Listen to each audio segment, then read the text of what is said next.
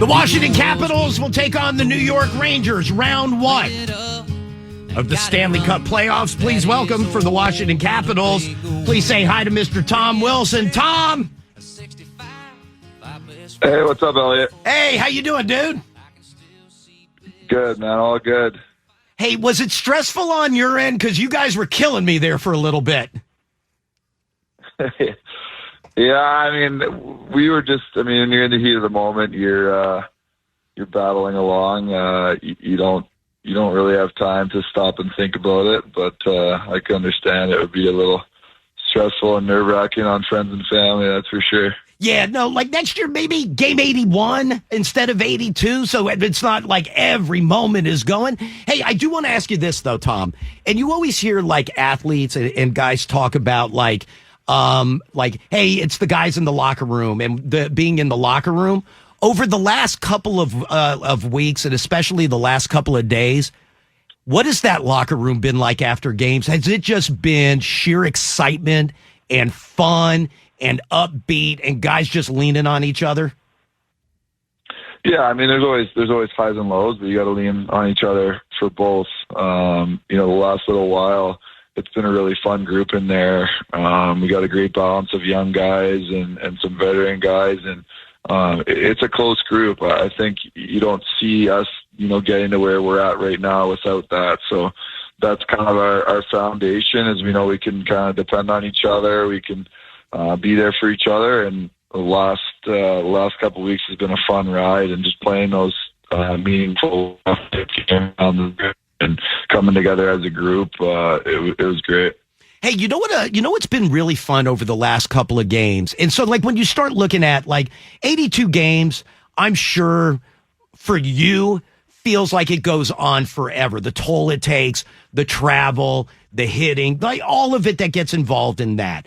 But like over the last couple of games, and you can't play every game from game one like it's a playoff game.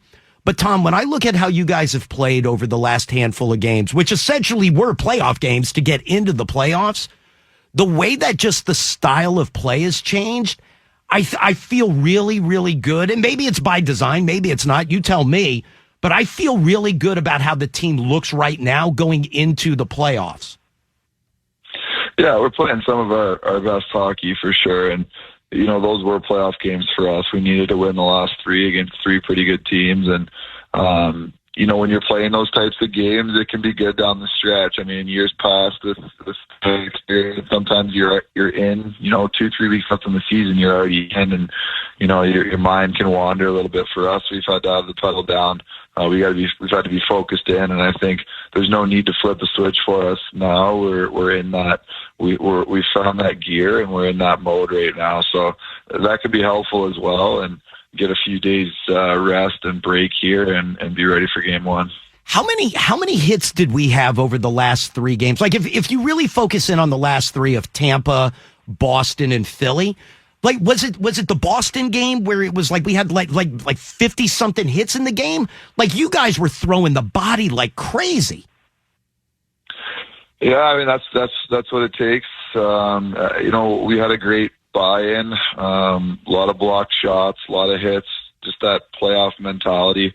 Different teams, you have different game plans, and we knew down the stretch those were big games for us, and they were meaningful to us, and we needed to play like a playoff game. So that means physicality and speed and sacrifice for your teammate, and for the most part we did that and beat off some pretty good teams to get into the playoffs. And you're right. Like whether it's like you said, physicality, blocking shots. The other thing is being really smart. And I do want to pay you a compliment, Tom, is going back to the Tampa game when Esamont drove Nick Jensen into the boards. By the way, is there, and I'm not going to ask you if he's going to be available to play, but just from a health standpoint, like we know that Nick Jensen didn't go to the hospital and that he was around the facility. Is he doing pretty well just being around the guys? Yeah, he's good. Yeah, thanks for checking. He's feeling a lot better. He's a great dude, and just as a teammate and a friend, just to see him around his family and feeling better is kind of all that mattered for sure. But going back to that game, so there was the initial hit, and Essamont hits him and he goes into the boards. And the officials were, I mean, obviously there's a huge scrum. I feel like the officials did Essamont a favor and got him away from you very quickly. You looked very, very upset. But you know what I was happy about was that knowing, Tom, you know at that point you can't be in the box for 5 minutes. So when the I'm not taking a top 6 guy and putting him in the box. And if I'm John Cooper, I'm like, I'll trade off Essamont for Wilson any day of the week. I thought it was smart that after you guys came back and you finished the minute 13 and went, that it wasn't Tom Wilson was not going to drop the gloves and have a fight with Essamont. You couldn't be off the ice for 5 minutes. That was very smart. Yeah, I mean, we talked a little bit about doing it the right way and how much that game meant to us. So there's moments where there's times where you have to go out and, get the guy and, stand up for your teammate, which we did as a group. Sure. And there's other times where, there was a couple hits in the last few games where you kind of have to just, take a seat for a second, take a breath, and realize the stakes that are at, that for our team right now, down the stretch, and not having guys go off for 5 minutes, like you said. And, there was last game, we lost Beck Mallenstein for a little, then Obey Kubel gets high sticked. We're down a couple forwards, and then there's a big hit or something that we don't like, and I just can't go running around and fight someone because then we'll be short 3 forwards. So sometimes you gotta have a long memory and maybe settle things down the road a little bit. But for now, it's our main focus was playoffs, and I think the team did a great job. And obviously, Dowder went out and stood up for Gents, and that was great to see. Other guys sticking up for each other, and that just shows you the strength of our group. By the way, when he got into the box after that fight, was it decided, like, I didn't realize that, like, how close they were, that they were college teammates and how close their kids are. When you guys got in the room, did he just go, it's mine, I got it, I'm doing this? Yeah, a little bit. He actually, he came up to me on the ice and kind of said, like, hey, I'll take this shift. There's an element of whether that guy is even going to fight me or not. Nowadays you have a choice. Dowder came out, tapped me on the shin pad and said, I got this one. I want this one, which was pretty cool. And I think you could see the raw emotion from him. And, I said, go get him. And I think all the boys were pretty proud of Dowder. And, that's our sport. That's a sport of hockey. If someone takes a cheap hit on one of our guys, we have the rights within the rules to go out and kind of settle it afterwards. So Dowder did a great job, and we moved on and won the game, and it was good. By the way, you mentioned him and Mellenstein and Ave Kubel. That line has been playing fantastic. Like those 3 together, like you always hear them talk about like line chemistry, Tom. Those 3 together have been fantastic. Yeah, they do. They go out and they they do their jobs every night. You know what you're getting. You're getting hard. They play the right way. They work off each other. They play with a tremendous amount of speed and power. And Dowder's a really smart centerman and can control those guys really well on his wing. So they've been a good, solid line for us all year. Hey, and then you know what the other thing, like obviously the veteran leadership on the team, whether it's you, Ovechkin, Carlson, TJ, whoever it is, the kids seem like they're fitting in. For as much complaining as there was last year about like, oh my God, let the kids play. It really feels like they fit in so well. McMichael has had an unbelievable year. LaPierre's doing great. I love watching Iorio play. Like they have really done a nice job fitting in with you guys. Yeah, they've been a lot of fun to have around, and I think they obviously got a bunch of experience in the American League. They paid their dues. They won some big games. They won a Calder Cup, and then they came up and they were ready to help this team any way they could. And having them around the room, having that youth, that energy, it takes you back to when you were kind of 20 years old and playing in the league and kind of wide-eyed. So there's an element of it being fun for the older guys to have those guys around. They're great kids. They've got awesome personalities. definitely a little bit louder in the dressing room at times with those guys around, but this is great for them. I mean, this is when you think back to early on in your career, when you're a young guy and your team's in the playoffs and you're playing meaningful games in the regular season, that experience is priceless.